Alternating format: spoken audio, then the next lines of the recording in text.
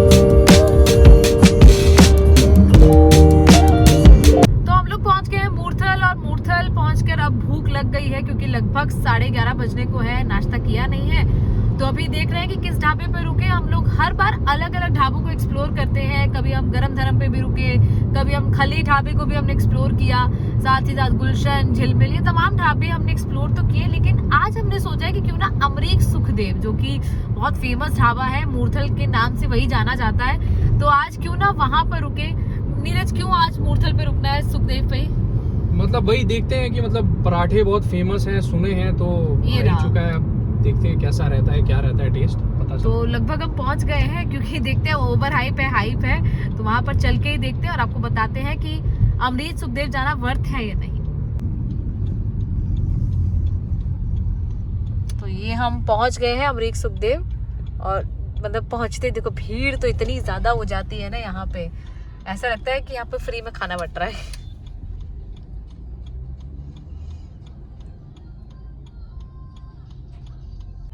देखिए माहौल तो रहता है यहाँ पर, बहुत अच्छा बना तो लिया है इन्होंने। यहाँ पर काफ़ी सिक्योरिटी भी है इनके यहाँ। इतने लोग जो भी है, मुझे लग रहा है हाईवे पे ट्रैवल करते हैं उसमें से कम 80% लोग यहाँ पर अमरीक सुखदेव में रुकते हैं, क्योंकि लोगों को लगता है कि यही अच्छा है। लेकिन अब देखते हैं कि वही पराठों में वो स्वाद है या नहीं, जो मक्खन इतना बड़ी क्वांटिटी में दिया जाता है वो कैसा है। तो अंदर चल के देखते हैं कैसा मज़ेदार है या नहीं। तो आ गए हैं हम अमरीक सुखदेव के अंदर और प्लेट्स लग चुकी हैं, ऑर्डर दिया जा चुका है। क्या ऑर्डर है वो आपको आने के बाद बताएंगे कि कौन से पराठे हमने ऑर्डर किए हैं, क्योंकि पराठा ही सुबह ब्रेकफास्ट समझ आता है जब आप ऐसे ढाबे में रुकते हो। तो हमने इसीलिए पराठे ही ऑर्डर किए हैं, देखते हैं कैसा टेस्ट होता है अमरीक सुखदेव का। तो हमने पराठे और पूरी सब्जी ऑर्डर किया था, उसका शॉट मैंने नहीं लिया, लेकिन पराठे तो सच में हाइप ही क्रिएट किया हुआ है। उतने मज़ेदार पराठे बिल्कुल भी नहीं है, ऐसे अजीब से जले जले से पराठे थे। लेकिन यहाँ मुझे एक चीज़ बहुत इंटरेस्टिंग लगी, बाहर इस तरीके से प्ले एरिया तो है ही, साथ ही यहाँ पर एक वॉशरूम एरिया है और उस वॉशरूम एरिया के अंदर जाके देखिए कैसे ब्रांडेड जो हैंडबैग्स हैं वो लगे हुए हैं, ब्रांडेड परफ्यूम्स हैं। मतलब आप वॉशरूम से निकले, वॉशरूम में जाएं, इनके ढाबे में एंटर करें, आप वहाँ पर शॉपिंग भी कर सकते हैं। काफ़ी इंटरेस्टिंग जगह थी। ट्रैवल का रिचुअल। हम जब भी ठंड में ट्रैवल करते हैं हम ये जूस ज़रूर पीते हैं। और ये देखिए इस तरीके से आपको हाईवे पे ये मिल जाएंगे छोटे छोटे ठेले, और बिल्कुल फ्रेश जूस ये देते हैं। और ये देखिए कि पीकू को जूस पीना है, अभी नहीं मिलेगा, मिलेगा जल्दी। तो बच्चे के साथ जब आप ट्रैवल करते हो तो इस तरीके से छोटी छोटी चीज़ें जो है वो बीच में करने को मिल जाती है। जैसे मेरी गोदी रहती है, गाड़ी रुकी हुई है, तो इसकी नेल ट्रिम करने का मौका मिल गया। घर में नहीं करवाती है तो अभी कर रही थी क्योंकि शांत बैठी है, घूम रही है, तो ये भी खुश है। तो ये देखिए नेल्स भी ऑलमोस्ट इसके ट्रिम हो गए। और ये सबसे हेल्पफुल चीज़ है बच्चे के साथ, अगर आप हैं तो ये ज़रूर अपने साथ रखिएगा। नेल कटर से बेटर नेल ट्रिमर है।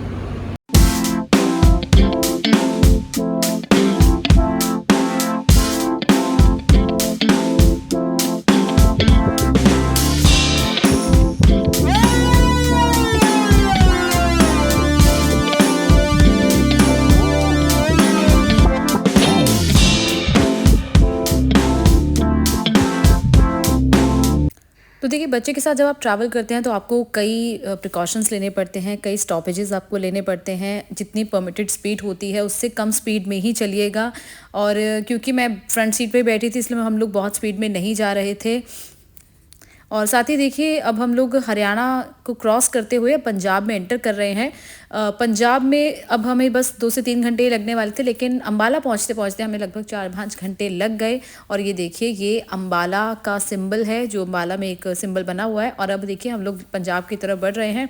लगभग शाम हमें पता था कि होने ही वाली है, लेकिन हम लोग चाह रहे थे कि अंधेरा होने से पहले पहले ही हम लोग पहुँच जाएँ। लेकिन बीच में हमें एक और स्टॉपेज लेना पड़ा। वो क्यों लेना पड़ा आगे देखिए।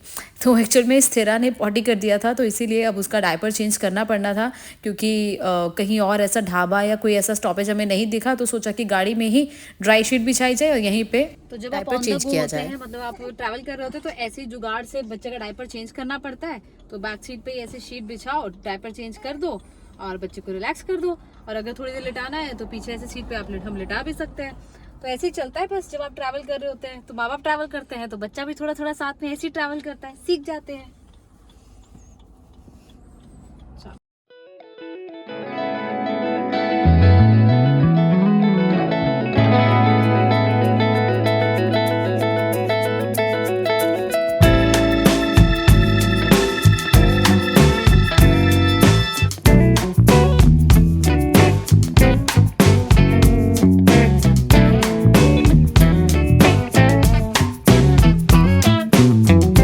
हम अभी रुके हैं, ये लव पंजाब हवेली है। ये एक्चुअली लुधियाना से पहले है।